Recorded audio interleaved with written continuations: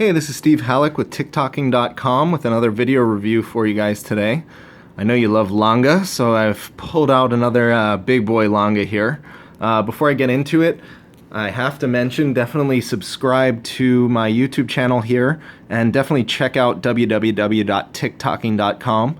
That is my home on the web. That's where I have a really awesome curated selection of the coolest watches in the world, all these video reviews, blog where I talk about all the nonsense that I'm interested in, not just watches, art, cars, technology, business, all sorts of stuff. So please go on there, interact with me, and let's get into the watch.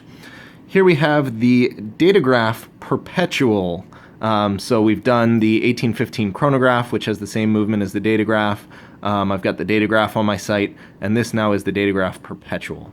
So again, we've got the same base chronograph movement, and here we've got a perpetual calendar layered on top of it as well. This particular piece is in platinum.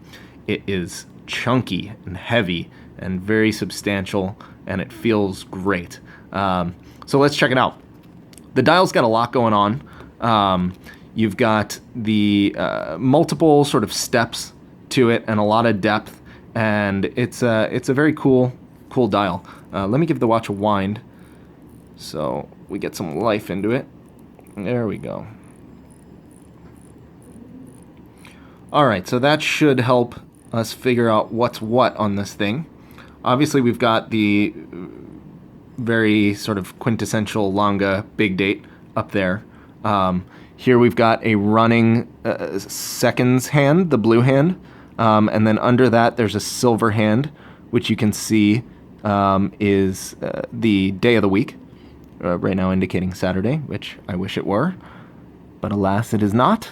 Over here you've got a leap year indicator, so this is 1, 2, 3, 4, the 4 years that comprise a leap year.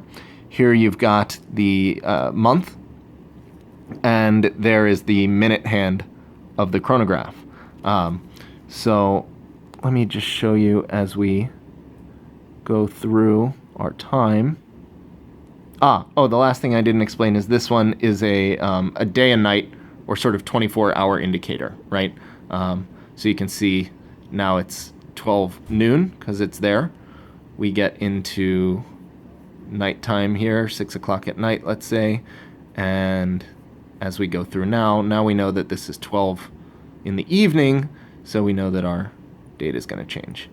I really like day-night indicators on calendar watches. It makes it way easier when you're changing the date, because you don't advance through the date that you want by accident. You know that it's nighttime or daytime, so you know to go forward or backward. So those are the functions. Again, it's got the typical super smooth pushers of the Datograph. Same movement, same feel, and that's basically the front of this watch. Now, the superstar part is the movement. So it's got the movement that we all love, this Lange manual wind chronograph movement, and now we've got the addition also of the perpetual calendar, so it's even more complicated movement.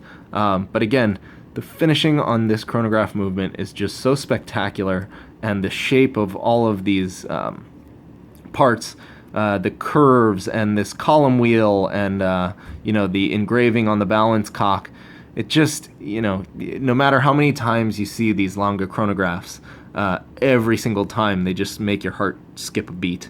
And here again. So this is sort of the ultimate of the Longa chronographs before you get to the double split, which adds the split minute and split second onto it as well. But I think I really love calendar complications and chronographs.